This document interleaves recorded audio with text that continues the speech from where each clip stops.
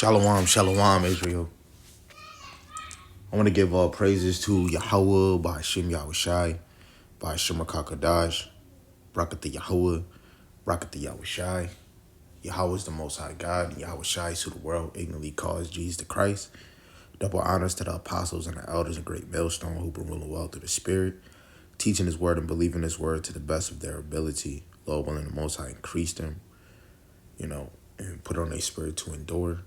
Mighty shalom to the hopeful elect, scattered four corners of the earth, in and out of congregation, teaching His word and believing His word to the best of their ability. Lord willing, the Most High increase them and put on their spirit to endure. And Lord willing, the Most High have mercy on other brothers and sisters that's not in the faith. This video is inspired of knowing, prepare for the worst. For brothers and sisters that's, on, the poor level. You got poor, middle class, and high class. We got a chance to really accept and be thankful for what we have, let alone we're in an area where you could be used to not having nothing.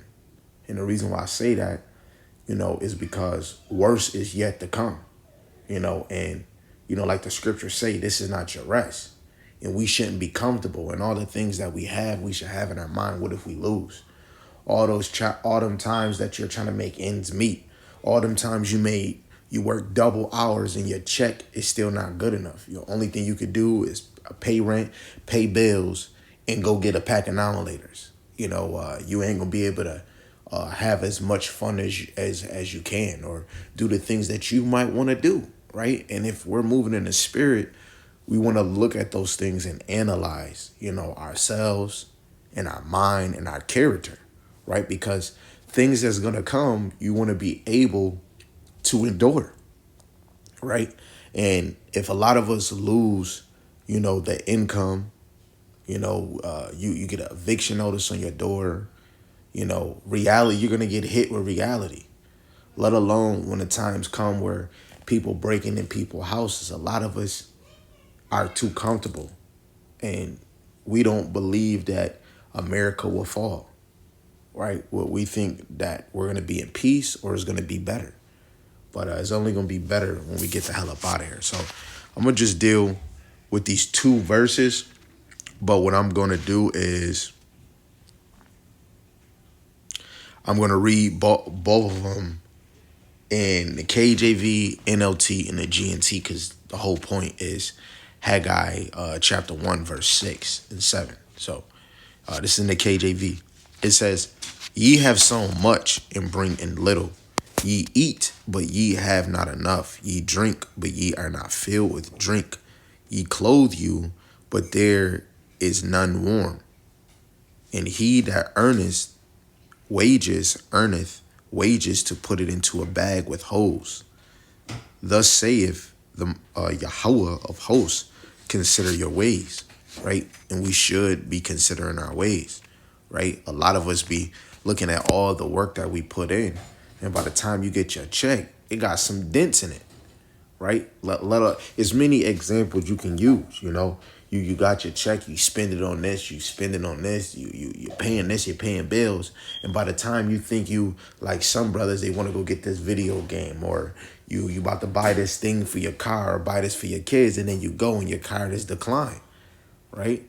It's like money was falling out, but a lot of us is not bringing enough home, right? And you want to understand when it comes to struggling, right? And it was something that some white dude said, but I believe he was a Jake. He said, the rich live poor. Like they move like they're poor. And the poor, we move like we rich. We buy exotic, expensive things. A lot of us is buying $400, $300 J's, and your rent is due next week.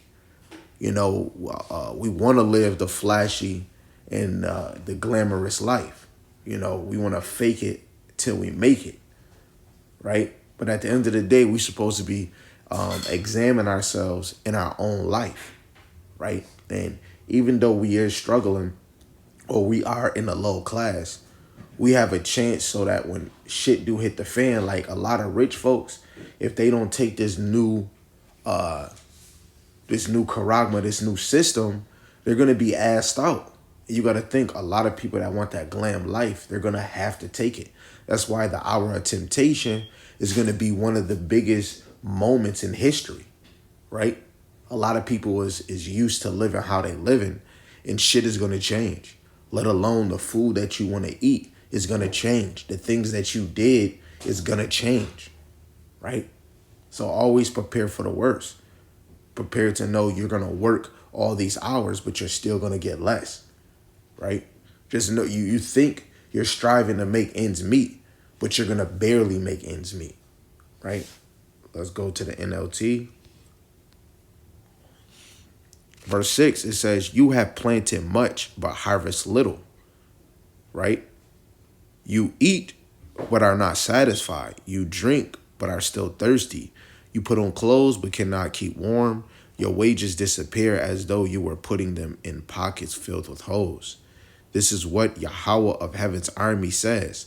Look at what's happening to you. And this is why we should always be looking at what's happening to ourselves, right? We struggling just trying to get a meal. And some of us, we feel all right.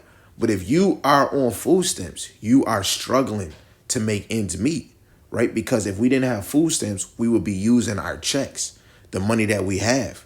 And imagine that if you might have one that's probably making the most, and then a second that's making something, and then the last that's probably just making $1 or $2. You will have to accumulate all of that together just to put groceries in your house, right? And this is where that Deuteronomy curse, where we're going to serve our enemy in hunger, thirst, and nakedness. You understand? And with the food stamps, they still make money off of it. I don't know how, but they make money, right? You using their system, right? A lot of us is using HEAP, right, to help our heat or our electric, right? We're struggling, right? Whoever you may be, right? You're on Section 8. It'd be a lot of us that be on a poor middle class trying to diss one another, but we're using their system. Brother, you are struggling, right?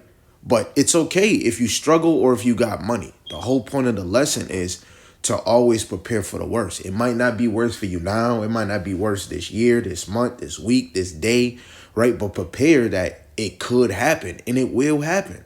Jacob trouble is going to be the worst it has ever been, and every man and every woman are most likely are going to be pilgrims on the earth.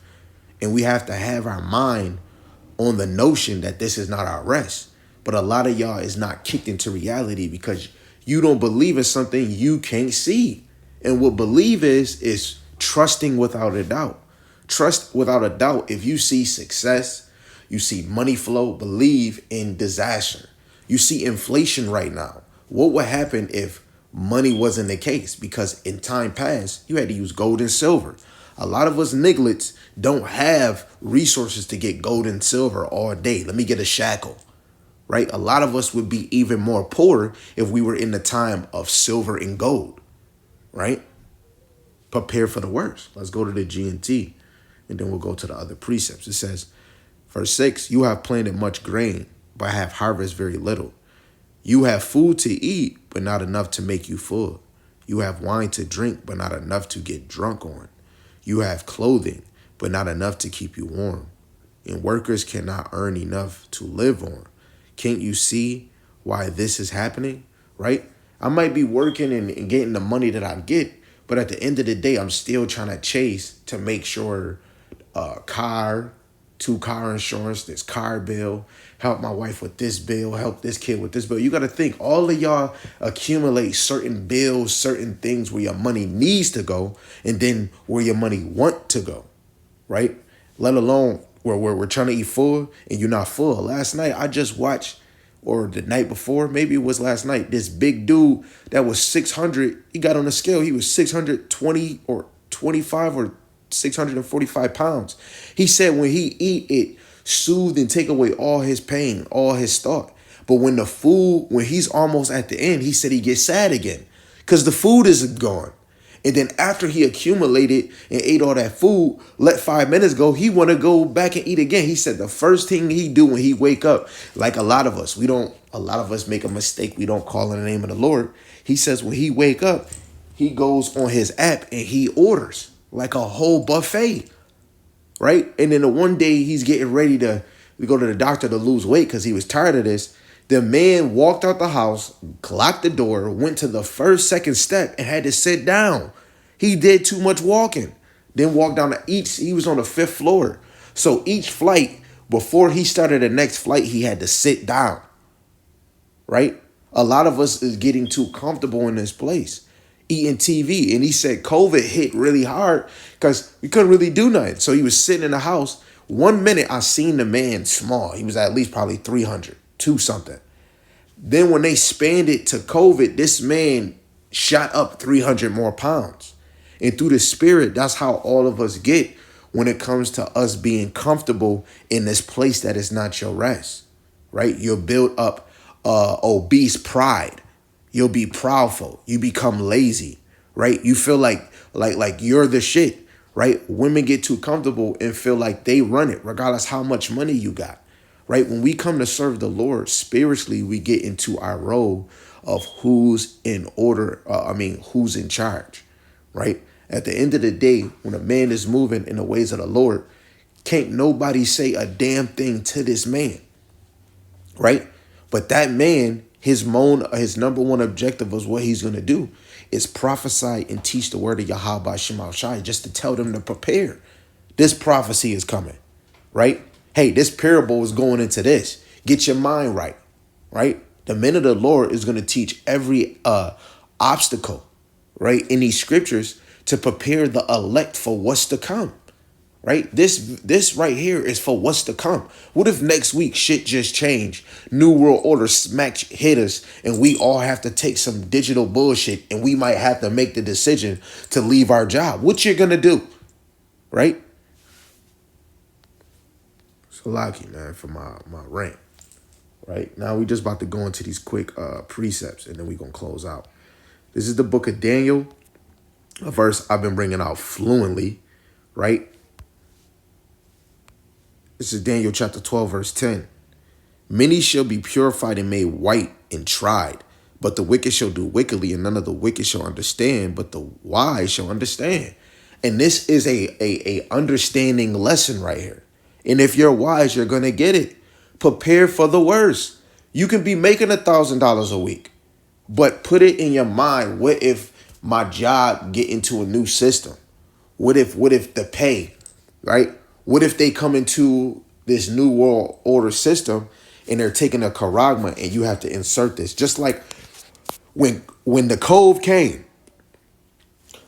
people that were doing CNA, my wife can test this. They were telling these people they had to take the vaccine in order to work. But most people I knew, they had to either take 2 or 3. I got a brother I labor with. He had to take one, and then his job ended up firing him. OG, the job told him he had to take it. You know what I'm saying? I think he was doing housekeeping or he was doing something. But they said he had to take it. He said, no, he ain't doing it. And he was about to retire the next year. Guess what? They fired him and said he couldn't even get his 401k. If you don't take this, you're done. And that was like a infrastructure. That was like to build up what's to come, right? And when this hour of temptation, when this charagma is pushed, right, we're going to see who understood the mission, right? So prepare for the worst. Be thankful for the things that you have. And when shit do hit the fan, you know what we all need to work on? We all do. Call on Yahweh by Shem Yahushai. That's the best thing we can do, because we need to start learning on calling on him when trouble comes. And this trouble is on its way. And if you are not the elect, you're in a shithole of trouble, right? So the wicked are not going to understand, and they're going to stay in their wickedness, right? We're going to go back to Haggai, and we're going to go to chapter 1, and we're going to read verse 9 and 10, and we're going to read this straight in the GNT. So 9 and 10, it says, you hope for a large harvest off of the first verses that we were reading, verse 6 and 7. You hope for large harvest, but they turned out to be small. And when you brought the harvest home, I blew it away. Why did I do that? Because my temple lies in ruin while every one of you is busy working on your own house. That is why there is no rain and nothing can grow. Now, yes, the temple. Now, we have to look at ourselves spiritually. Yahweh Shai said he can destroy the temple in 3 days. Us, who we were, we thought he was talking about the physical temple. He was talking about himself. So let's look at ourselves, right? We're worried about building ourselves in this world, right? I want to be famous. I want to look good. We doing surgery, right? P. Diddy, plastic surgery. Tony surgery. Nene off what is it? Basketball Wives or whatever the heck her name or whatever show she was on. She turned into a whole new Barbie. And she up at age 50, 60, however old, looking good, looking good in every angle, but she is taking surgery, right? So she's trying to build up her temple, right? But guess what? The temple is ruined. What is the real temple? The tabernacles of David, right? This joint is ruined. And the men of the Lord are out here feeding the flock, trying to rebuild it. What he say in Psalms 118, verse 22, right? The builders reject the stone. These niggas is using stone to build a foundation, and them niggas don't even believe in the stone that can hold this foundation, right? And a lot of us don't believe in Yahweh Shem Shai. This is why we don't put him in the inside of our temple, right? This is why a lot of us hope to make 6 figures and do this. We have to leave Yahweh Shem Shai alone in order to get these millions, right? Cat Williams said it best. He turned down 50 million 4 times. And he said, you got to tell them no. You got to tell them no because they want you to do some strange things. It's some artist that's in $120 million bracket. And you got Nas over here. Go look at it. Only say he worth 70 mil. Like what's going on? Brother, you haven't even been out this long. What's going on here, buddy? Old pal Skipperoo. You know what I'm saying? We have to get our temple. We have to grow the temple of Yahweh Shem Shai through the spirit, man. Right? And that's what it is. Prepare for the worst. Prepare for the worst. The devil, Revelations 12 and 12, got a short time. He's always working to tear down the tabernacles of David, man. Right? Who's going to rise up in that day, right, to fight against the workers of iniquity? Right? This is Deuteronomy chapter 28, verse 38 to 40. Right? And this is what it reads. It says, thou shalt carry much seed out into the field, and shalt gather but little in. For the locust shall consume it. Thou shalt plant vineyards and dress them, but shalt neither drink of the wine nor gather the grapes, for the worms shall eat them. Thou shalt have olive trees throughout all thy coasts, but thou shalt not anoint thyself with the oil, for thy olive shall cast his fruit. Right? And if we go into 2nd Ezra, the 16th chapter, it's a lot of us that plant, or we're going to be planting fruits. We're going to be planting these vines, and we won't be able to make wine. We have these businesses, these marketplaces, but won't be able to benefit from the profit. But somebody else is going to be able to go in that store and take a bag of this, or take this fruit, or go on this apple tree, or go to this orange bush or tree, and get this fruit and eat it, right? So a lot of us is planning and making things and won't be able to enjoy it, right? You got Steve Harvey, he has all these luxurious cars, and there's going to come a time where chaos is going to happen, and the brother is trying to flee to another part of the city and don't got a vehicle and come across an area where it's mad cars, and he might go and he's going to enjoy that vehicle, right? And you could just look at the book of Eli, I Am Legend, right? The situations we're going to plant and not be able to enjoy the fruits, right? A lot of us is going to make all this wealth and have all this time to bear up our account, but won't be able to enjoy the riches, right? The wealth that we built, right? So prepare for the worst. Prepare for locusts, or to eat your crop, right? Prepare to lose, right? Prepare that you might not have enough. Your rent is $600 and you might only have $450. What you gonna do? You're gonna have to tell the landlord, yo, look, I'm going to be a little late. I'll give you an extra 50. We have to prepare for the worst. And it comes with the Lord, man, right? While we doing this walk, don't ever think that you're good enough. Always think that it's another room to improve, another room to do better, another room to do more, right? So Lord willing, this is edifying and straight to the point. Always observe and examine your surroundings, right? And know it's a lesson right in front of you. Prepare for the worst and understand that this is not your rest. It's your brother Dargabar with another quick lesson through the spirit. And I'm going to say, Yahweh Shem Yahushai B'Shem Rakakadash. Shalom, shalom.